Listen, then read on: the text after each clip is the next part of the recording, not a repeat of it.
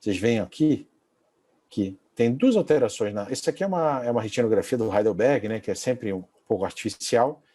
Então aqui você tem duas lesões que na near infrared você vê aqui hiporrefletivas e também na autofluor. Mas olha aqui, ó, duas paquidrusas.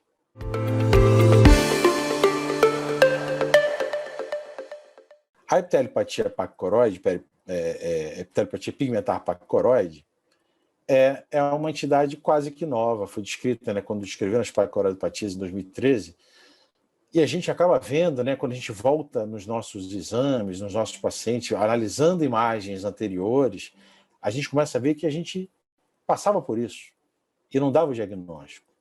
Então, a PPE, a epitelipatia pigmentar paquicoroide, ela se caracteriza por um espessamento do epitélio pigmentado, geralmente com irregularidade da sua linha, né, no ACT. Mais importante, ela se diferencia das outras porque ela não tem fluido. Então, se tem descolamento sensorial, se tem líquido subretiniano, se tem líquido intrarretiniano, exclui o diagnóstico de epitelipatia pigmentar paquicoroide. É sem fluido. E aí, a gente vai falar mais para o fim, né? O próprio Spade acha hoje em dia que talvez ela seja uma etapa das outras paquicoroidopatias. A presença das paquidrusas é importante, e a paquidrusa é que começa a irritar o epitélio pigmentado, comprimindo a coro capilar. E normalmente são pacientes mais jovens. Quando a gente fala mais jovens, são pacientes de 20 anos, mas são pacientes entre 40 e 60. E que são, né, estão numa faixa etária menos, a DMRI a partir de 50, ótimo, mas são pacientes mais jovens. Então, quando você quer diferenciar da DMRI, tem aquele quadro de irregularidade, especialmente da EPR, as drusas, que normalmente estão associadas a paquivaso, são drusas altas, a gente vai mostrar depois, e aí você já desconfia, bom, isso aí não deve ser degeneração, pode ser uma epitelipatia pigmentar paquicoroide. Então aqui, um exemplo multimodal. Vocês veem aqui que tem duas alterações. Isso aqui é uma retinografia do Heidelberg, né, que é sempre um pouco artificial. Então aqui você tem duas lesões que na near infrared você vê aqui hiporrefletivas e também na autofluor. Mas olha aqui, ó, duas paquidrusas e uma coroide espessada. Não tem fluido. Então, provavelmente, isso é um caso de epitelipatia pigmentar paquicoroide. Aqui, nesse caso, essa ilustração está fora da região macular, mas podia ser na região macular.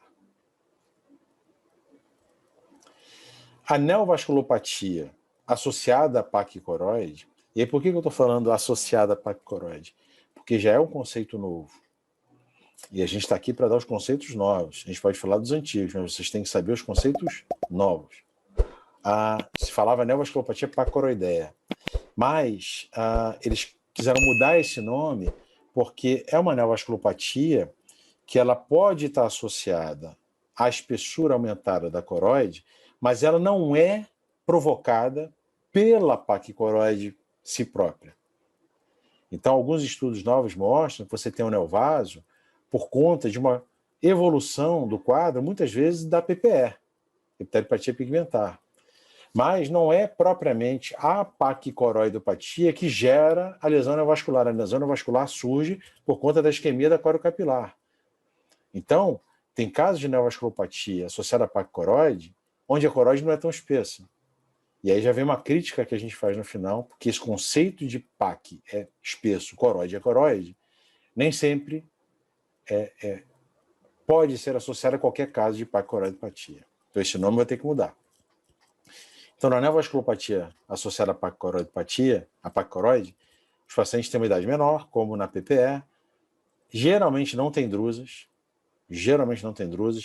então tem pacientes que evoluem da PPE, teoricamente, para PNV, como a gente está vendo aqui, mas tem pacientes que não têm paquidrusa, não tem drusa alguma, e simplesmente aparece uma neovasculopatia, um neovaso de coroide.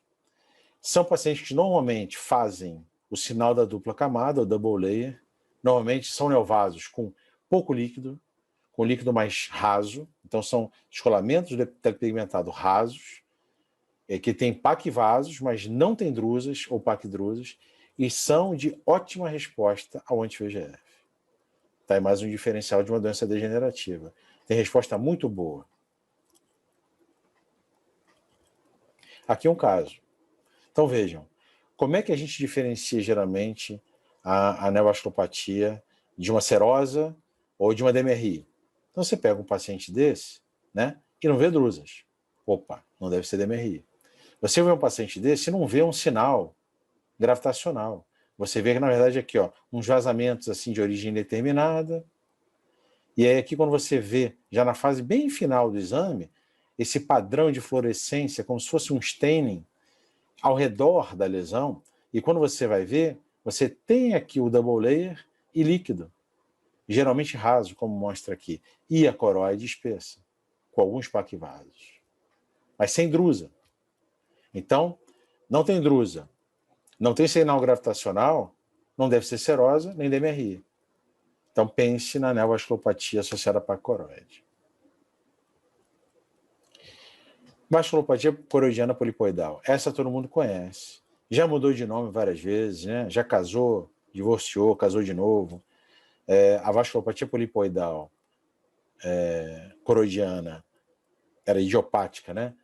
Hoje em dia não é tão idiopática assim, porque já sabe que é um espectro diferente da DMRI, né?